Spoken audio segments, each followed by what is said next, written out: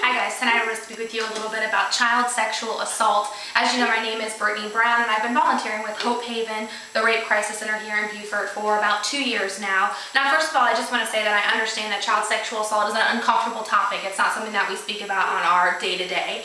However, unfortunately, this is becoming an epidemic in America. It's infiltrating through our families and our friends, our communities, and our schools. Just wanted to say that approximately 70% of all reported sexual assault cases actually occur to children who are 17 years or younger. So what are we going to be talking about tonight? Just wanted to look over the definition of sexual assault. What is it even? Want to look at some of the telltale signs for older children as well as younger children as far as what to look out for. We want to go over what to even say if a child comes to you and advises you that they have been sexually assaulted. What next? How to get hope for the family as well as the victim. First of all, I just want to go over what sexual assault actually is. The definition for Merriam-Webster's Medical Dictionary states that sexual assault is actually an illegal sexual contact that usually involves force upon a person without consent.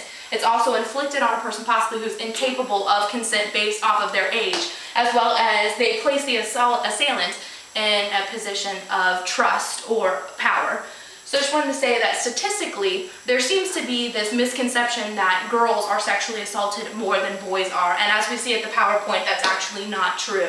1 in 4 girls will be sexually assaulted by the time they reach their 18th birthday. However, surprisingly, 1 in 6 boys as well will be sexually assaulted. So that gap is unfortunately not as large as we think. Just wanted to say here that the average age, the median age for a reported sexual assault victim is 9 years old.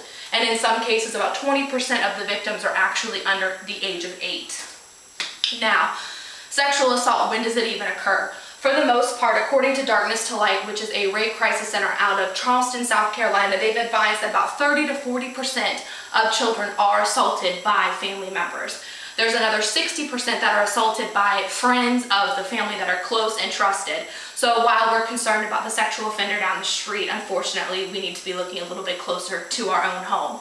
Now, collectively, this does total to be more than 90% of sexual assault cases actually occur to children that know and trust the assailant. Now, about 80% of child sexual assault cases occur in a one child and one adult circumstance. Now, this means that we greatly need to reduce this number. So whether teachers or daycare providers, we need to limit the time that one child is in the same room with one adult. Now, possible tell times, we're going to break that down into older children as well as younger children. Now, for the younger children, it's a little bit easier to tell if they are having sexual language that is beyond their maturity or possibly sexual actions that are beyond their maturity. Now, obviously a telltale sign would be any red bumps or rashes in their groin area. Now, for older children, it's a little bit harder to tell. Now, sometimes this may just seem like your typical teenage actions, but any type of drug abuse or alcohol abuse, eating disorders, phantom headaches or stomach aches, just to let you know that that's just something that's not right. Now, that's just about knowing your child and using your intuition that there's just something that's just going on. Now, Stewards of Children, which is a division of Darkness to Light, definitely lets us know what we should do, what's the best steps to take if a child confides in us that they have been sexually assaulted. First is to remain calm. While it may seem that the world is falling apart, it is extremely important to remain calm. Typically, these victims have been holding this information in for months or years and they just need someone to talk to. Next is remain non-judgmental. We definitely need to let them know that this is not their fault. Many times victims feel like they have done something to deserve this type of assault, and if you ask, why did you let this happen or when did you let this happen, you're typically just adding guilt onto them. Lastly, they tell us to ask open-ended questions. Just keep them talking. What happened next? How did you feel? And then what happened? Keep them talking, even if it doesn't necessarily make sense, if it's jumbled, just definitely let them talk to you about what's going on. Now, Evan Stark, the author of Everything You Need to Know About Sexual Assault, says that it is extremely important that we remind them it is not their fault. It's extremely important that our victims know it is not their fault and in no way, shape, or form have they done anything to warrant the sexual assault. So what next? Make sure that the child is in safe keeping. Make sure that nothing else can happen to them.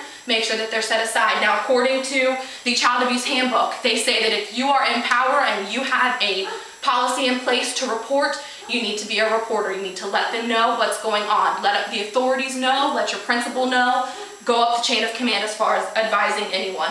Lastly, you need to encourage the family to seek help for the victim as soon as possible. The road to recovery is a long one. We want to get them started on it as soon as possible. Now let's just do a recap. Be alert, watch the children. Let's try and minimize the one child, one adult circumstances. It's extremely important to limit that as much as possible. Teach your children the correct terms for their body. Let them know that they can come to you if they feel like they have been touched the wrong way or if there's anything that's going on. Remain non-judgmental in a child. Lastly, just want to end that there are 39 reported survivors of sexual assault.